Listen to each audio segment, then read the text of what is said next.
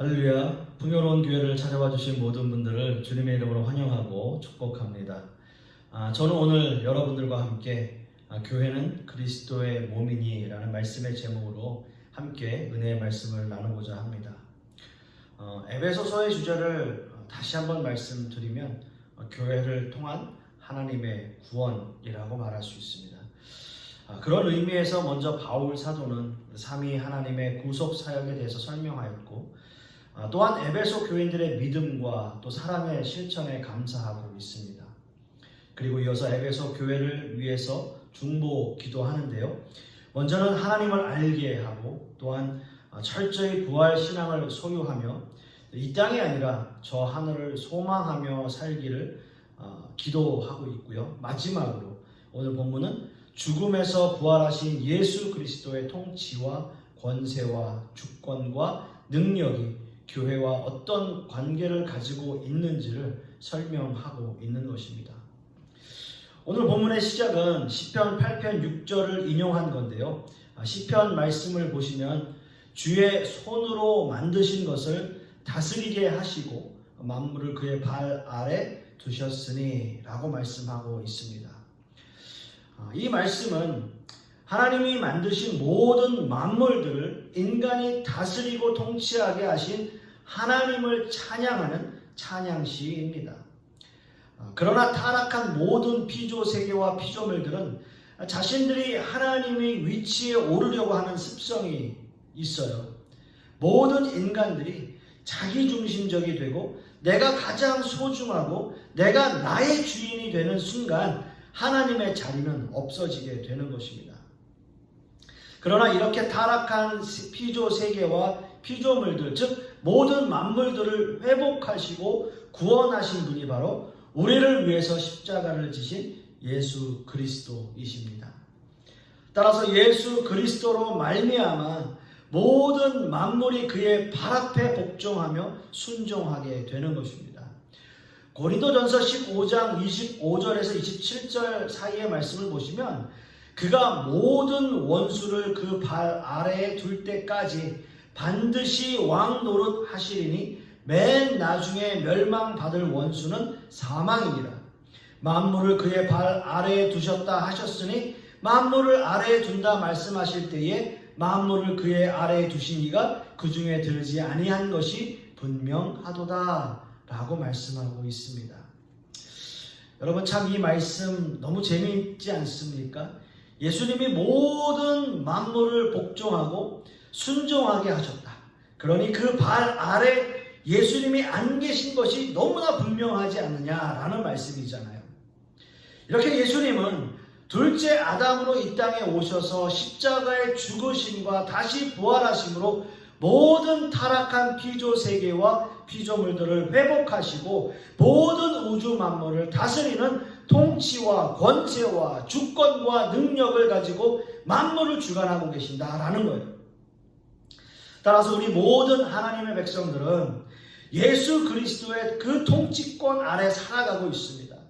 이렇게 회복되어진 하나님의 백성들을 우리는 교회라고 부르고요.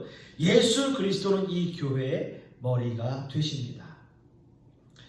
오늘 이거 본문 말씀 에베소서 1장 22절에서 22절 하반절에서 23절 상반절의 말씀을 보시면 그를 만물 위에 교회의 머리로 삼으셨느니라 교회는 그의 몸이니 라고 말씀하고 있죠. 이와 비슷한 말씀인 골로새서 1장 18절 상반절 말씀에도 그는 몸인 교회의 머리시라 라고 말씀하고 있습니다. 아마도 여러분들은 예수님이 교회의 머리, 그 머리시라는 표현을 참 많이 들어보셨을 겁니다. 우리 몸에서 머리가 가장 중요하고 머리가 모든 신체 기관을 다 주관하고 다스린다라는 뜻일 거예요. 아마도 이것은요, 의학적으로 해부학적인 의미가 강하겠죠. 그 머리의 뇌에서 모든 신경 조직을 통해서 명령을 전달하고 몸이 뇌의 명령을 듣고 그대로 반응하게 되는 겁니다.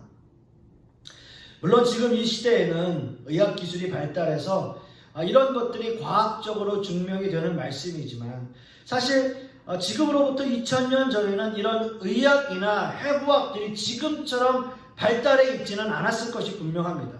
오히려 그 당시의 철학적인 의미로는 사람을 움직이는 것이 뇌의 신경 조직이 아니라 사람의 마음이라고 생각했던 그런 것이 그 당시 아리스토텔레스와 스토아 학파의 철학이었었어요. 그렇다면 그 당시 시대의 바울 사도는 머리와 몸의 관계를 어떻게 생각하고 있었을까요? 바울 사도는 머리를 권세와 통치의 개념으로 보았습니다.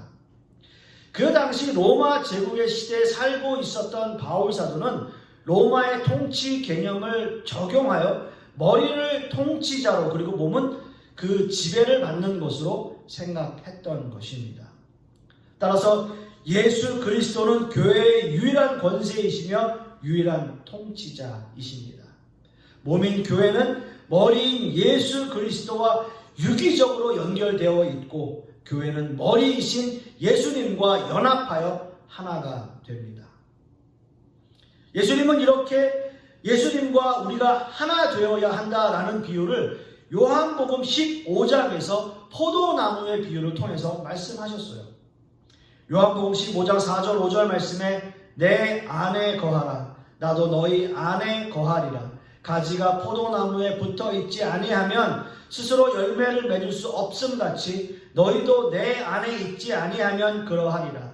나는 포도나무요 너희는 가지라. 그가 내 안에 내가 그 안에 거하면 사람이 열매를 많이 맺나니 나를 떠나서는 너희가 아무것도 할 수 없음이라 라고 말씀하고 있습니다. 몸과 머리가 하나의 몸을 이루고 있는 것처럼 예수님은 우리가 포도나무의 가지로 연결되어진 그런 존재라고 말씀하고 계시는 거죠. 포도나무와 가지는 하나입니다. 나무와 가지가 따로 떨어져 있는 것 그 자체만으로 그 가지는 죽은 것과 다름없어요. 나무에서 떨어져 나간 가지가 아무것도 할 수 없다라고 하는데 그것은 곧 멸망을 의미하고 있는 거예요. 그래서 요한복음 15장 6절 말씀에도 예수님은 이렇게 말씀하십니다. 사람이 내 안에 거하지 아니하면 가지처럼 밖에 버려져 마르나니 사람들이 그것을 모아다가 불에 던져 사르느니라. 이게 곧 멸망인 거죠. 참 포도나무이신 예수님의 나무에 붙어 있지 않다면 이미 그 가지는 생명이 없는 가지입니다. 즉 예수 그리스도와 유기적인 연합체로 연결되어 있지 않다면 그것은 이미 멸망의 길을 걷고 있는 것이나 다름없습니다. 포도나무와 가지의 비유에서 열매도 중요하지만 더 중요한 것은 그 나무에 확실히 붙어 있느냐라고 하는 거예요. 포도나무에 붙어 있지 않다면 열매는 생각도 할 수 없는 거죠. 여러분 한번 장미꽃을 생각해 보세요. 여러분 얼마나 그 장미꽃이 아름답습니까? 화병에 꽂아두면 너무 이쁘지 않습니까? 그런데 이 장미꽃이 얼마나 살 수 있을까요? 한 길어야 2주 정도이겠죠. 하지만 이미 이 장미꽃은 그 원 가지에서 잘려 나온 순간 이미 그 생명이 끝난 것이나 다름없어요. 예수님은 포도나무의 비유에서 그 말씀을 하고 계시는 겁니다.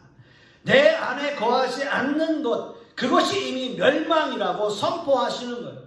마른 나무 가지마다 모아서 다 불에 던져 사르는 것, 이것이 마지막 심판임을 선포하고 있는 겁니다. 예수님이 참 포도나무이신 것처럼 예수님은 교회의 머리이시고 우리는 그의 몸으로 하나를 이루고 있습니다. 우리가 예수님과 한 몸을 이루고 있지 않다면 그것은 우리가 이미 멸망받을 수밖에 없는 존재임을 의미하고 있는 것입니다. 사랑하는 성도 여러분, 간절히 소원하기는 우리를 통치하시고 주관하시는 우리의 머리이신 예수 그리스도의 능력과 권세 아래 하나가 되는 저와 여러분 되실 수 있기를 간절히 소망합니다. 예수님이 교회의 머리이시면 몸인 교회가 하나의 유기적 공동체라는 뜻이 바로 그런 뜻이겠죠. 또 그 뜻이 우리에게 주는 의미는 과연 무엇일까요? 여러분 한번 우리의 몸에 대해서 생각해 보십시오. 여러분 중에 누구라도 자신의 몸을 중요하게 생각하지 않는 사람은 없습니다. 저 역시도 이제 50대가 넘어서서 건강에 대해서 생각하게 되고 또 몸을 점점 챙기게 됩니다. 머리도 당연히 또 하얗게 새고요. 또 머리카락도 자꾸 조금씩 빠지고 다 그렇습니다. 우리가 이런 것을 한번 우리 교회에 한번 적용을 해볼까요? 교회가 우리의 몸이라면 우리는 어떤 마음으로 교회의 몸으로서의 역할을 해야 할까요? 내 몸의 각 기관이 소중한 만큼 우리 교회의 각 지체들도 나와 함께 소중한 몸의 한 일부분이다라는 사실을 여러분 잊지 마셔야 할 겁니다. 우리의 몸은 참 신기한 것이요. 아주 소중한 장기들은 모두가 다 우리의 몸 안에 있고요. 더 중요한 장기들은 이 갈비뼈가 다 감싸고 있습니다. 보호하고 있는 거예요. 물론 우리의 몸은 수없이 많은 급소가 있어서 아주 작은 충격이나 공격에도 목숨을 잃을 수 있는 그런 존재입니다. 하지만 우리의 몸이 서로 연합하고 방어하고 하나같이 움직임으로써 그런 위험한 순간들을 벗어날 수 있게 되는 거죠. 자신의 몸을 돌아보고 몸을 위하는 이유는 무엇일까요? 그것은 사랑입니다. 자기 몸을 사랑하기 때문이에요. 자기 몸을 아끼고 위하는 마음의 근본은 사랑입니다. 우리 각자가 자신의 몸을 사랑하고 아끼듯이 교회 공동체인 몸을 서로 사랑하고 아끼는 것만이 교회의 머리이신 예수님이 통치하시는 참된 교회의 모습이 될 것입니다. 그래서 여러분 서로 아끼고 사랑하셔야 돼요. 사실 하나님의 교회를 전 우주적으로 본다면 우리 모든 하나님의 백성들은 다 한 형제 자매죠. 우리 교회를 다니던 우리 교회를 다니지 않던 우리는 다 사실 한 형제 자매입니다. 왜냐하면요, 전 우주적으로 우리는 하나의 교회를 이루고 있기 때문이죠. 물론 우리는 작은 지역교회를 섬기는 때로는 지역교회들이 어려움을 겪고 고난도 당하고 하지만 더 크고 더 넓은 눈으로 교회를 바라본다면 하나님의 교회는 줄어들거나 없어지는 일은 없습니다. 오직 하나님의 교회는 사랑으로 하나 되어 성장하고 발전해 나가는 것입니다. 이것이 전 우주적 교회입니다.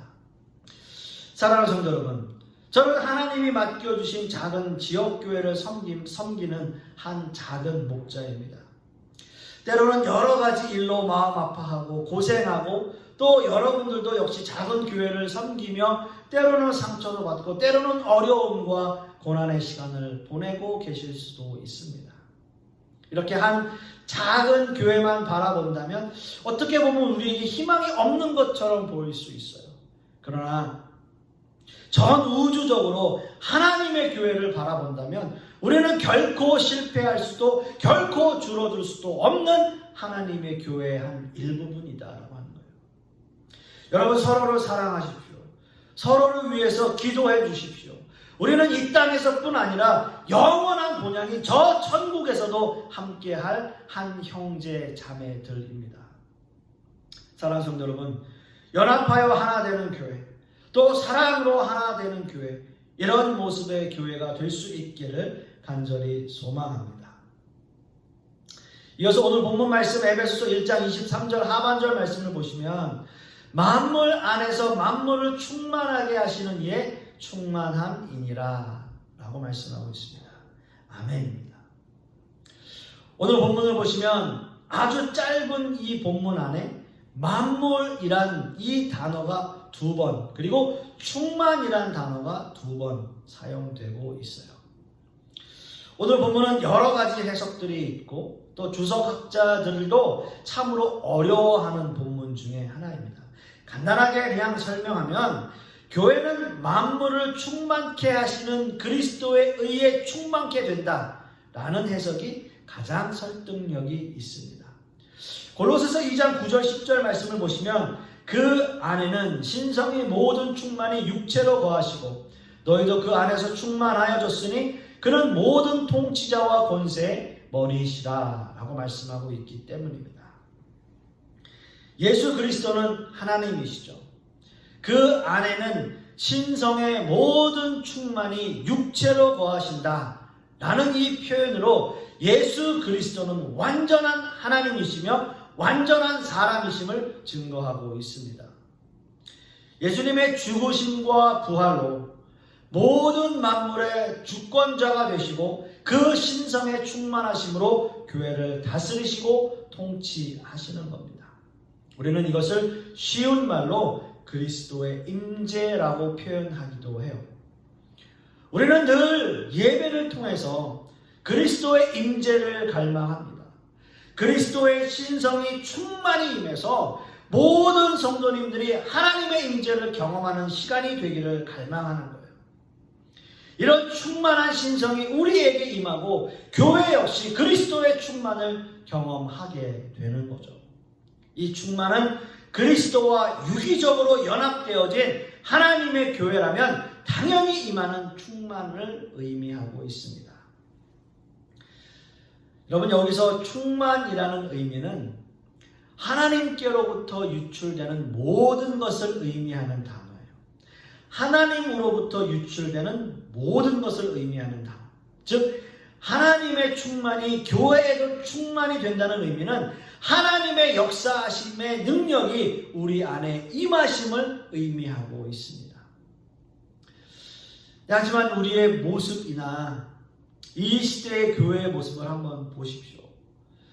정말 오늘 본문에서 말하는 이 충만의 의미가 보이고 있나요? 과연 우리는 충만한가요? 아니면 이 시대의 교회는 정말 충만한가요? 여러분 한번 생각해 보십시오. 어떤 의미에서 우리는 충만을 완전한 하나님의 신성적 의미로 보면 안 될 것 같아요. 이 세상에서 살아가고 있는 동안에 우리는 완전한 충만을 경험할 수는 없습니다.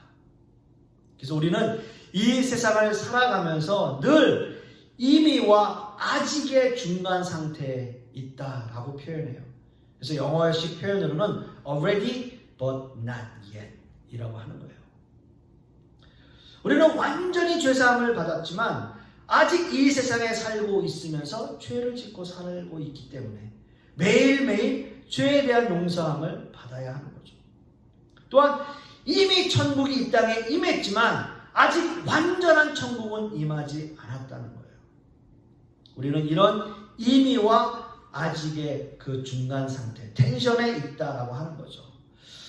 그렇다면 충만이라는 개념 역시 마찬가지이겠죠. 예수 그리스도의 충만은 완전한 충만이고 우리 역시 그리스도의 충만으로 충만하지만 세상의 교회에서는 완전한 충만이라고 말할 수는 없는 거죠.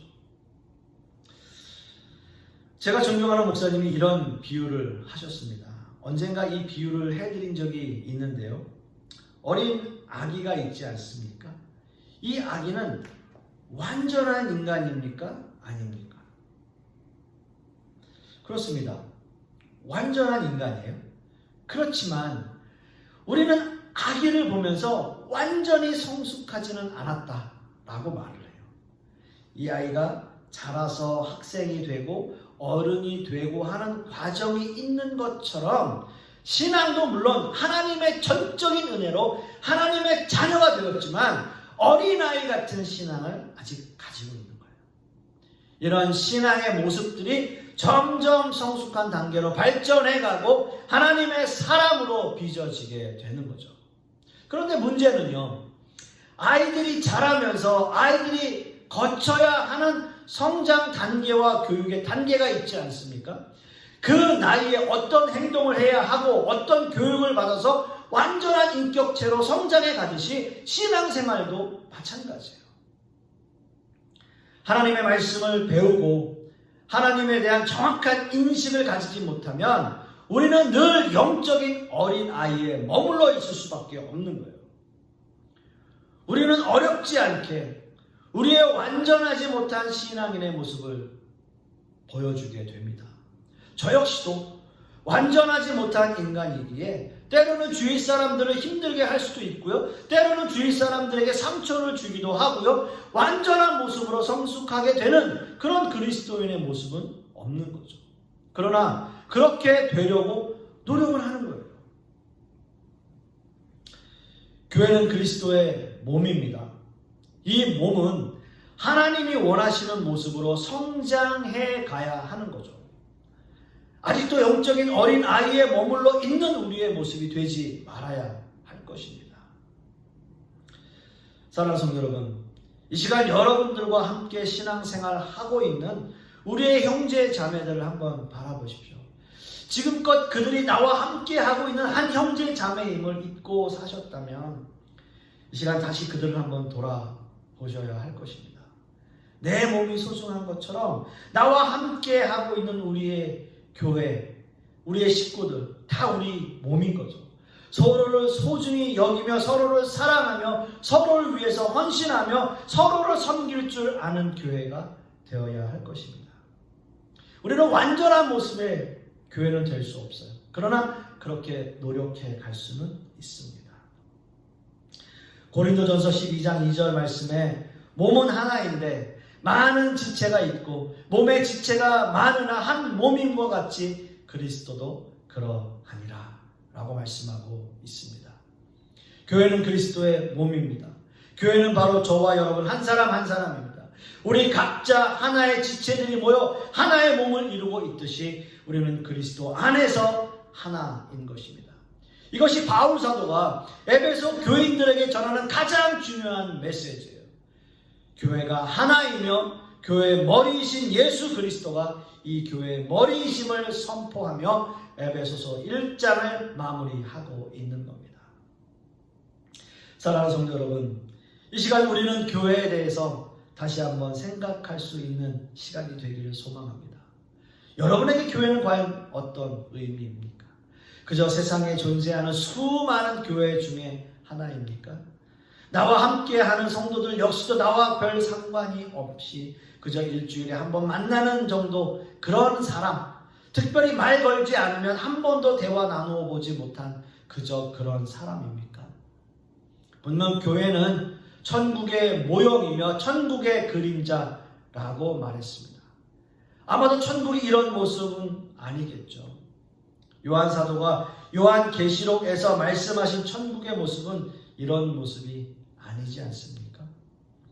사랑하는 성도 여러분, 저는 여러분들이 교회에 대한 올바른 인식을 가지고 교회를 사랑하고 교회를 아끼고 또한 유기적으로 연결되어진 한 형제 자매들과 함께 즐겁고 은혜가 넘치는 그야말로 천국의 모형을 닮아가는 그런 모습의 교회가 되기를 소망합니다.